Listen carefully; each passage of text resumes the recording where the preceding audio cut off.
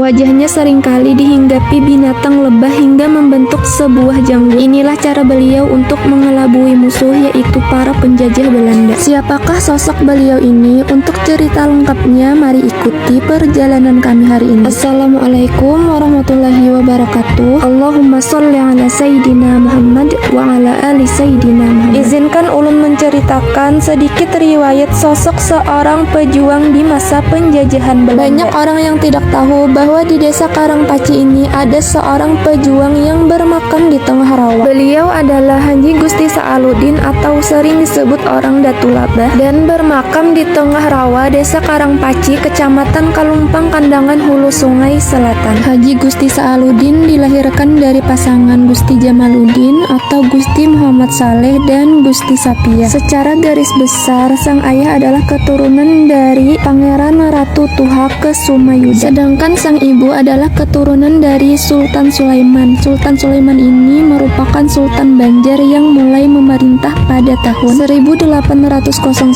sampai dengan 1825. Sebagai keturunan dari bangsawan Kesultanan Banjar, Haji Gusti Sa'aludin cukup disegani di masyarakat, terutama di Banu Walimah, tempat beliau memangku amanah dan berdakwah pada jalan hidupnya. Haji Gusti Sa'aludin juga seorang yang luas pengetahuan dalam ilmu agama dan juga pemerintahan. Beliau diangkat menjadi seorang penghulu atau seorang hakim dan juga menjadi kiai pada wilayah Banu Walimah sekitar tahun 1860 sampai 1870-an. Pada masa itu Belanda sangat geram bukan main ketika mengetahui Haji Gusti Sa'aludin ini bersama tokoh-tokoh Banu Walimah lainnya berpihak dan mendukung penuh Pangeran Hidayat sebagai ahli waris yang berhak menduduki tahta Kesultanan Banjar. Puncaknya adalah ketika Haji Gusti Sa'aludin menjadi pemayung Sultan Banjar di saat penabalan Pangeran Hidayatullah sebagai Sultan Banjar di Amuntai Sungai Banar. Inilah yang menyebabkan kerisauan dan kegusaran di kalangan pemerintah Hindia Belanda. Akhirnya kedudukan beliau pun sebagai seorang pejabat pemerintahan serta merta dicopot pemerintah Hindia Belanda secara sepihak. Di kampung Bali Maulah beliau bersembunyi dan berjuang melawan penjajah karena letaknya yang strategis, sekaligus juga dekat dengan keluarga dan pusara salah satu gurunya, yaitu Syekh Ahmad bin Haji Muhammad As'ad Bali Maulah. Haji Gusti Sa'aludin di kampung ini menyamar sebagai seorang pengemis yang oleh masyarakat zaman itu disebut labai, sehingga membuat prajurit Belanda terkecoh. Sulit menemukan keberadaannya yang selalu berpindah-pindah tempat. Dan juga salah satu keunikan beliau, seringkali wajahnya dihinggapi binatang lebah lalu membentuk seperti janggut yang menutupi wajah Haji Gusti Sa'aludin, sehingga masyarakat pun menyebut beliau dengan Datu Labah. Pernah juga suatu kali Belanda ingin memasuki daerah yang diduga sebagai tempat persembunyiannya melalui jalur sungai. Ketika Haji Gusti Sa'aludin atau Datu Labah ini mengetahui hal yang demikian, maka diinjaknya pohon jingah di pinggir sungai sampai menutupi aliran sungai tersebut, sehingga prajurit Belanda mengira tidaklah mungkin ada orang yang dapat melaluinya dan tidak mungkin pula ada orang di tempat tersebut. Menurut cerita turun-temurun yang tersebar bahwa Haji Gusti Sa'aludin atau Datu Labah berwasiat sebelum meninggal, apabila sampai masanya dan perang Sabil berkepanjangan, maka ambillah sedikit bagian dari tanah makamku untuk dijadikan syarat syariat melawan musuh. Namun tanah yang diminta diganti dengan tanah lainnya 3 kali lebih banyak dari tanah yang sudah diambil. Inna lillahi wa inna ilaihi raji'un. Beliau wafat pada tanggal 8 Rajab 1303 Hijriah, dan sebelum wafat beliau berdoa kepada Allah untuk diberikan pahala fisabilillah atau syuhada 7 turunan kepada zuriat-zuriatnya. Wallahu a'lam bishawab. Demikianlah riwayat singkat Haji Gusti Sa'aludin atau Datu Labah. Semoga dengan cerita ini dapat menambahkan rasa cinta kita kepada pejuang-pejuang terdahulu dan para ulama serta wali Allah Ta'ala. Dan yang kita harapkan